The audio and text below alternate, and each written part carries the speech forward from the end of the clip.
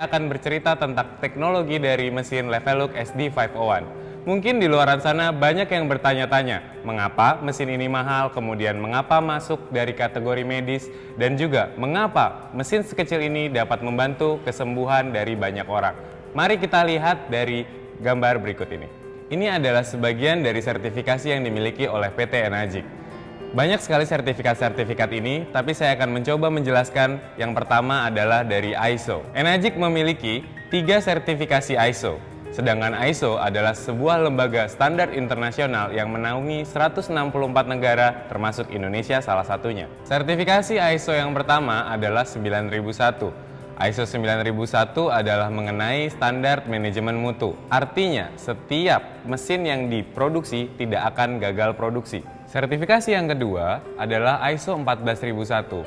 ISO 14001 adalah ISO mengenai ramah lingkungan. ISO ini diberikan kepada perusahaan yang bisa mengolah limbah produksinya menjadi ramah lingkungan. Sertifikasi yang ketiga adalah ISO 13485. ISO ini adalah ISO mengenai standar desain untuk alat kesehatan dan medis. Sangat jarang sekali sebuah water ionizer mendapatkan sertifikasi ini, dan mesin ini adalah satu-satunya yang diakui oleh Kementerian Kesehatan di Jepang. Dan pada gambar ini adalah sertifikasi alat medis yang diberikan oleh Kementerian Kesehatan di Jepang. Pernahkah Anda mendengar sebuah fenomena langka mengenai danau yang tersambar petir? Tahukah Anda, bila hal ini terjadi, maka danau tersebut airnya sangat bermanfaat dan memiliki waktu 1 minggu untuk berkhasiat. Mesin ini mengadaptasi fenomena alam tadi melalui sebuah teknologi canggih sehingga terciptalah mesin ini. Ada beberapa penelitian mengatakan bahwa bila air minum mengandung alkalin terlalu tinggi dan diminum atau dikonsumsi secara terus-menerus bisa membahayakan bagi kesehatan. Tapi, Anda harus bisa membedakan mana yang alkalin dan mana yang alkalize. Mari kita lihat perbandingan berikut ini. Dapat kita lihat perbedaan nyata. Air alkalin adalah dengan cara menambahkan mineral seperti magnesium, kemudian kalsium. Contohnya seperti ini. Apabila Anda memiliki air dengan pH 5, kemudian Anda tambahkan mineral seperti kalsium dan magnesium, maka air tersebut akan menjadi basa. Tetapi kita tidak tahu apakah mineral itu akan aman bila terminum. Sedangkan teknologi mesin ini adalah alkalize. Alkalize adalah alkaline by electrolyze. Artinya, pH yang meningkat disebabkan oleh pemecahan molekul atau disebut dengan dissociation of water. Bagaimana mesin ini bekerja? Mari kita lihat slide berikut ini. Mesin ini memiliki 7 plat titanium berbalut platinum. Masing-masing memiliki kutub positif dan kutub negatif. Fungsi dari 2 kutub ini adalah memilah-milah mana mineral yang baik untuk diminum dan mana mineral yang tidak baik untuk diminum. Ketika pemilahan mineral terjadi, maka juga terjadi pemecahan molekul yang disebut dengan dissociation of water. Berikut adalah gambarnya. Bagaimana hal ini bisa terjadi? Ketika air H2O diberi energi listrik, maka dia akan terpisah menjadi 2, yaitu OH negatif dan H positif. Lalu, ketika mereka sudah terpisah, bagaimana hal ini bisa meningkatkan pH dari air? Mari kita lihat gambar berikutnya. Ketika sudah terpisah, tugas dari mesin ini adalah mengatur komposisi seberapa banyak OH negatif dan H positif.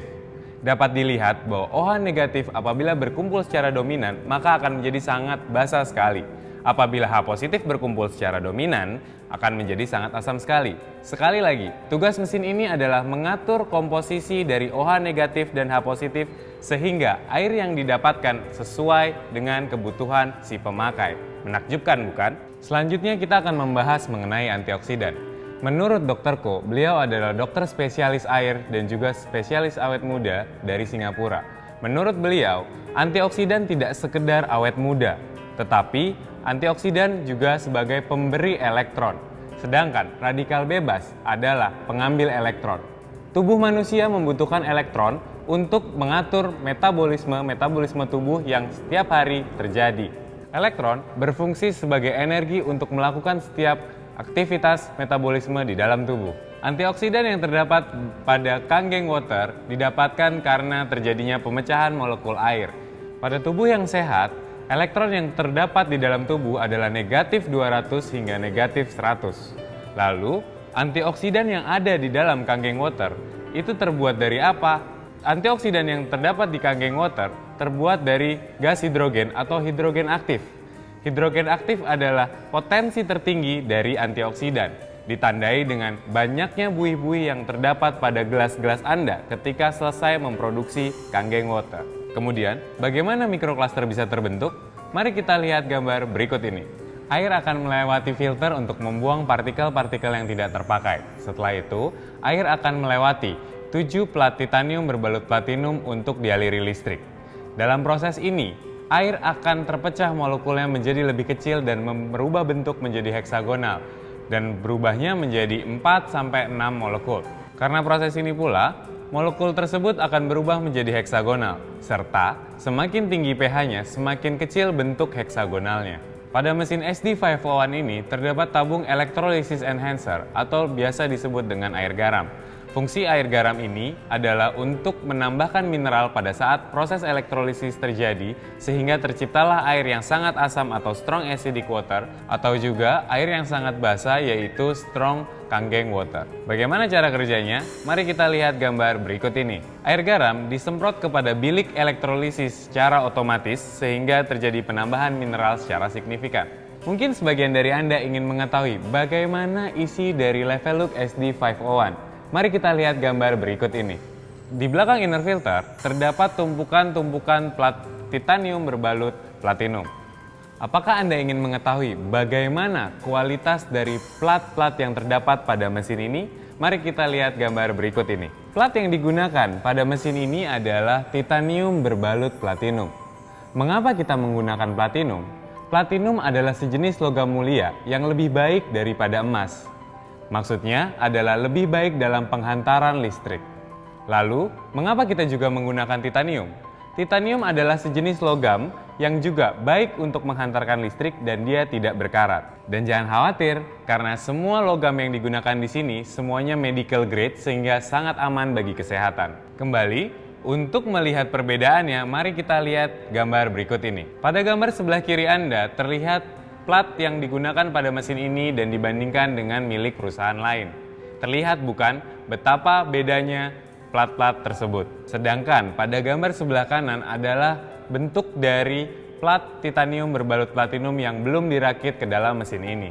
Ini adalah tabel perbandingan mengenai SD501 dengan produk lain. Dapat kita lihat, power supply yang digunakan perusahaan lain adalah SMPS. SMPS adalah power supply yang biasa digunakan pada mesin-mesin atau alat elektronik biasa.